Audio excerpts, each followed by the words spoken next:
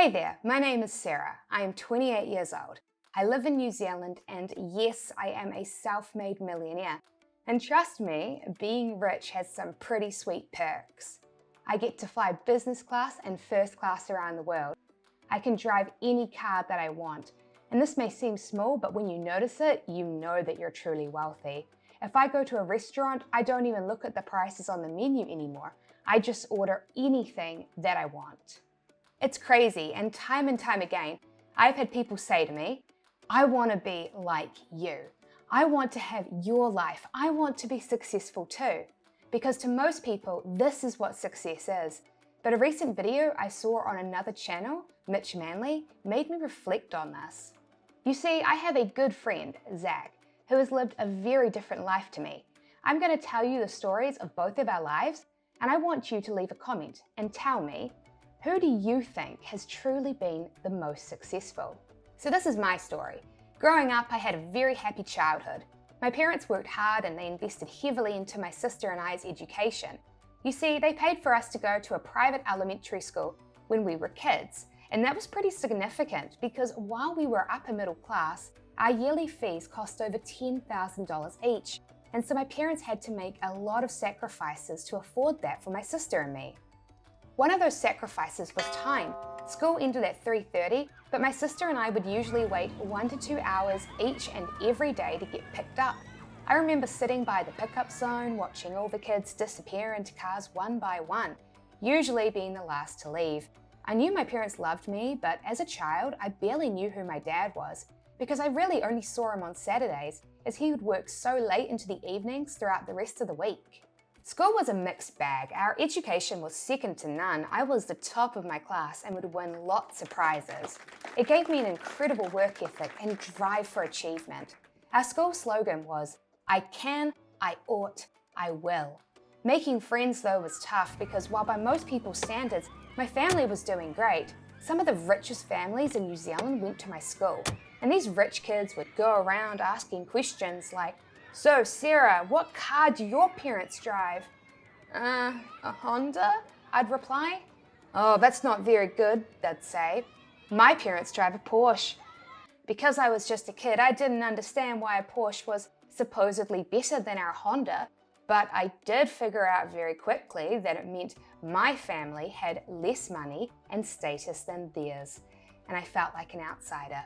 For high school, I went to a public school, and I remember in my final year, I was taking economics and, would you believe, was the top of my class for it. One day I was chatting to my teacher and said to him, I want to become a successful entrepreneur and be a millionaire by the time I'm 30. Then I paused. I was just 18 at the time, and the age of 30 was more than 10 years away. It felt like forever. Actually, no, I said to him, that's way too long. I'm going to become a millionaire within 10 years, when I'm 28. My economics teacher just smiled. Sure, Sarah, he said. Why not? And walked away. Lots of kids say things like that, but I meant it. In the back of my head, I had a constant ticking time watch, counting down until age 28. And so while most of my friends left high school and went on to graduate with degrees, I focused on building businesses. I built an online store that sold video game hacking accessories. I started an e-commerce and SEO consulting agency. And of course, I started this YouTube channel. And it worked. By the age of 27, I had achieved my dream. I was a millionaire 1 year earlier than I had planned. And on the surface, it was awesome. I had a super cool apartment with fancy furniture. I could drive any car I wanted. And I was flying around the world in business class and even first class. I even took my parents on an all-expenses paid dream vacation to Israel. And as I was doing this, thousands of dollars poured into my bank account each and every day. I had made it. I was, as most people would tell me, successful. But this success, it came at a price. Instead of dialing back my workload and enjoying my life, my mindset I had developed was obsessed with growth. I wanted more and more. And as I've shared openly on this channel, I became addicted to work. All I thought about was sales and traffic numbers. And because I couldn't relax, I developed insomnia. I couldn't sleep for longer than 1 hour at a time. And when I did, my dreams were filled with nightmares. And sure, I was traveling around the world, but because of my obsession with work, I found it hard to justify vacations. And so usually I was traveling for business, and that travel consumed even more of my life.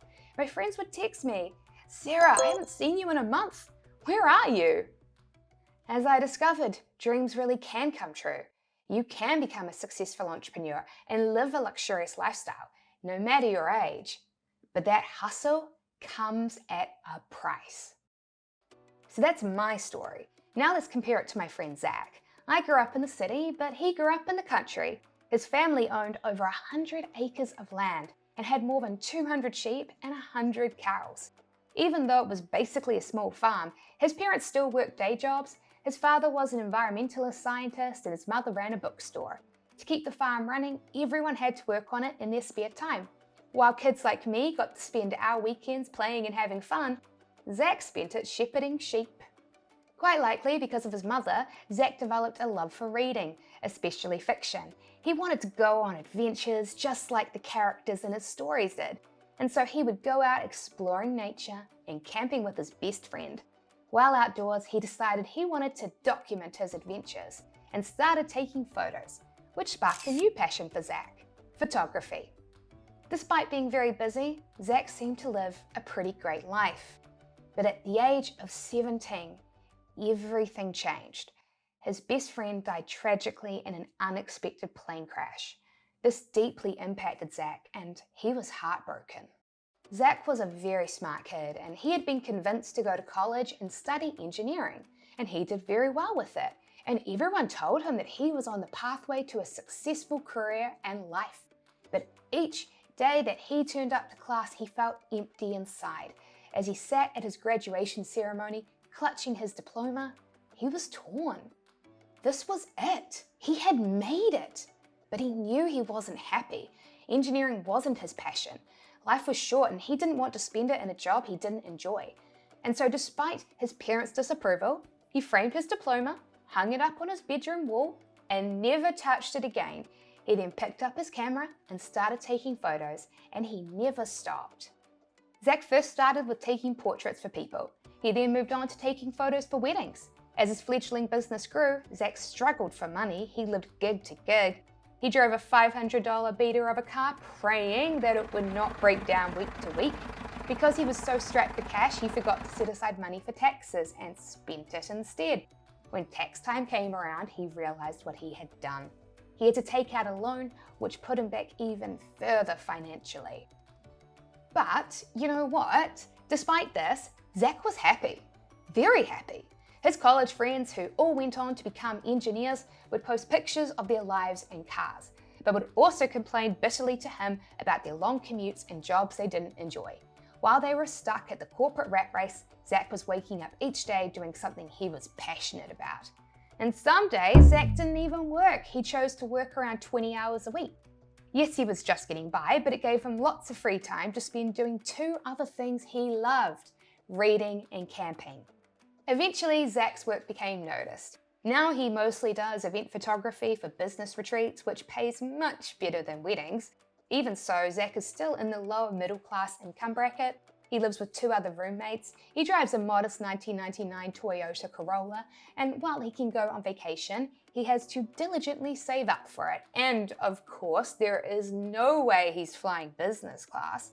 But he still works part-time and still does lots of camping and reading. Alright, so now you've heard both of our life stories. So let me ask you the question again. Who do you think has lived the most successful life? Now, before you let me know in the comments section, I want to tell you who I think has been the most successful, because it might surprise you. Growing up, my parents paid a lot of money for my education, and they made a lot of sacrifices for it. I felt indebted to them and wanted to make the most of the opportunity they gave me. All the kids at school seemed to define success and popularity with dollars, and so I did as well. Thus, I came to define wealth and financial freedom as success. But Zach was different. At a young age, he tragically came face to face with the fact that life is short. And so to him, success became defined as living a passion-filled life with plenty of free time to camp and read. even if it does sometimes mean living paycheck to paycheck. If given the choice, I would never swap my life for Zacks. But he wouldn't swap his life for mine either. Both of us have entirely different worldviews and definitions of success. Now, usually when we meet someone who has a different view on what success means, we get defensive, we dig in.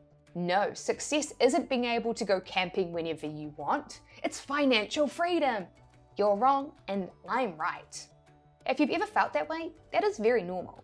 Scientific studies have shown that our brains have an inbuilt fear of others viewing us as losers. We want people to see us as winners. And so when I met Zack, by his standards, I wasn't winning at life. And by my standards, neither was he. And so when we met, we should have been intimidated by the other and instinctively disregarded them and never become friends. But thankfully, we did. Fast forward a year, and with Zack's nudging, I owned up to my addiction and made real changes. I stop work each day by 6 p.m. I take at least one day off a week. I don't look at my numbers and traffic stats every minute of the day, and I take regular vacations. And because of this, my stress levels have gone way down, and while I'm not the best sleeper, I'm pretty good. My life has become much, much better. And thanks to nudging from me, Zack now makes sure to set aside money for a rainy day, so he doesn't have to rely on a credit card. Plus, he is now saving for his retirement, and thank goodness he now sets aside his tax money and doesn't spend it. Now when tax time hits, he's way less stressed. His life has become better, much, much better. So while I would never swap my life for Zack's, and he would never swap his life for mine, both of us have been able to learn a lot from each other. So who has had the more successful life? In my opinion, neither.